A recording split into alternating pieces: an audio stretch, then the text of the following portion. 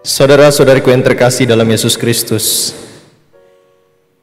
ada satu pertanyaan menarik yang mungkin bisa dijawab untuk memulai homili pada sore hari ini. Pertanyaannya gampang saja. Pertanyaannya yaitu, siapa yang lebih besar, Allah atau kita? Siapa yang lebih besar, kita atau Allah? Yakin Allah. Saudara-saudariku yang terkasih dalam Yesus Kristus, terkadang mulut itu mudah berkata-kata, tetapi di dalam tindakan semuanya bisa berbanding terbalik. Kita lihat buktinya, salah satunya.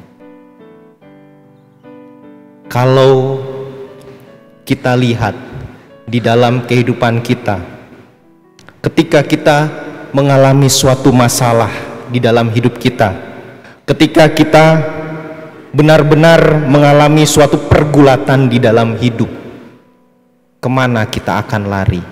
Kemana kita memuaskan segala permasalahan itu? Tidak jarang banyak orang yang akan lari ke mall untuk healing. Bahasa bekennya sekarang tuh healing. Larilah ke mall, atau pergi jalan-jalan mencari tempat yang indah, pergi ke Bali, pergi kemanapun itu, atau bahkan mencari orang untuk curhat, sharing. Berapa persen orang yang ketika mengalami suatu permasalahan datang langsung kepada Tuhan? Berapa persen orang benar-benar menyerahkan dirinya untuk Tuhan? Itu satu. Lalu yang kedua, di depan Bapak Ibu ada banyak puji syukur. Itu bisa dilihat di nomor 7 di puji syukur. Di dalam gereja Katolik itu ada 5 perintah gereja. Nomor 7 itu ada 5 perintah gereja. Perintah yang pertama yaitu rayakanlah hari raya yang disamakan dengan hari Minggu. Perintah yang kedua, ikutlah perayaan Ekaristi pada hari Minggu dan hari raya yang diwajibkan, dan jangan melakukan pekerjaan yang dilarang pada hari itu. Saudara-saudariku yang terkasih, pertanyaan yang mudah saja. Siapa yang cenderung mengalami hal justru bertentangan dengan 5 perintah gereja ini? Tidak mengindahkan hari raya, tidak mengindahkan hari Minggu yang dikatakan sebagai hari raya. Artinya dia tidak datang Ekaristi di hari Minggu ataupun hari raya. Dan ini adalah perintah, artinya harus dilakukan. Dan ini juga tertuang di dalam kitab suci pada hari ini, di dalam sabda Tuhan pada hari ini, terutama di dalam bacaan pertama. Di dalam bacaan pertama itu dikatakan harus, dan harus. Ada hari untuk bekerja, ada hari untuk beristirahat. Dan di dalam hari beristirahat itu kita datang kepada Tuhan. Berapa persen orang yang mampu mengimani ini secara penuh di dalam hidupnya? Kadang di dalam kehidupan sehari, aduh Romo, ini tuh tempat waktu yang paling enak untuk tidur dari beberapa hari kerja. Aduh Romo, saya nggak bisa Romo, kalau kayak gini nggak ada omset masuk Romo, warung harus dibuka di hari Minggu Romo, karena banyak orang libur Romo. Aduh Romo, ini kan jatahnya untuk keluarga Romo, please deh Romo, supaya kami bisa gunakan hari Minggu ini Romo.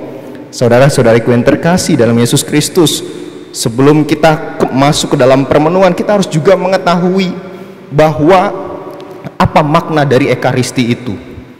Dari bahasa Yunani atau Ibrani, di situ berasal dari kata Yunani atau Ibrani eukaristia, berarti mengucap syukur. Orang-orang yang datang di dalam perayaan Ekaristi adalah orang-orang yang memiliki kerendahan hati untuk mengucap syukur apapun yang dia terima di dalam hidupnya. Bisa dikatakan kalau orang-orang yang tidak pernah ikut di dalam Ekaristi, meskipun dia memiliki iman Katolik, mungkin dia lupa akan mengucap syukur, mungkin dia lupa akan bersyukur di dalam hidupnya.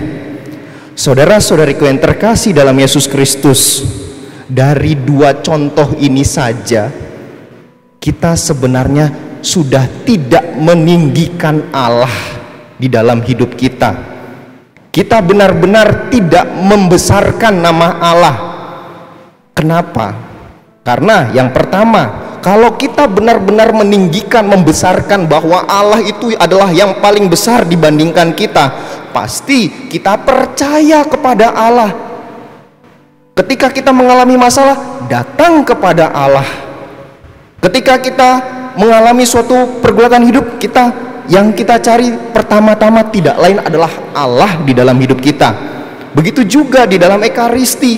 Ketika kita memiliki suatu niat untuk mengucap syukur, tidak memiliki niat untuk mengucap syukur, berarti kita mempertanyakan Allah. Kita tidak mengindahkan Allah. Sama hal itu terjadi juga di dalam bacaan Injil pada hari ini. Bagaimana orang-orang yang tidak mengindahkan Yesus di dalam hidupnya, meremehkan siapa itu Yesus, mengecilkan Yesus, bahwa Yesus itu anak tukang kayu. Ngapain kita datang kepada dia? Untuk apa? Hal ini juga terkadang terjadi di dalam kehidupan kita. Ada suatu pengalaman-pengalaman yang tanpa kita sadari bahwa kita sedang mengucilkan nama Allah, mengucilkan nama Yesus sendiri di dalam kehidupan kita, terutama di dalam perjumpaan, di dalam kehidupan kita sehari-hari. Oleh karena itu, saudara-saudariku yang terkasih, marilah melalui permenungan hari ini kita benar-benar disadarkan bagaimana hidup kita itu hanya untuk membesarkan nama Allah, memuliakan nama Allah, sehingga pada akhirnya sama seperti yang disabdakan oleh sabda pada hari ini, akan senantiasa ada mujizat dari Tuhan, dan dari mujizat itu kita boleh mengucap syukur di dalam segala kehidupan kita. Semoga melalui pewartaan ini kita semakin diteguhkan, kita semakin sadar bagaimana kita mempertanggungjawabkan iman kita untuk senantiasa memuliakan Allah di dalam kehidupan kita dari hal-hal yang kecil yang senantiasa kita hadapi. Tuhan memberkati.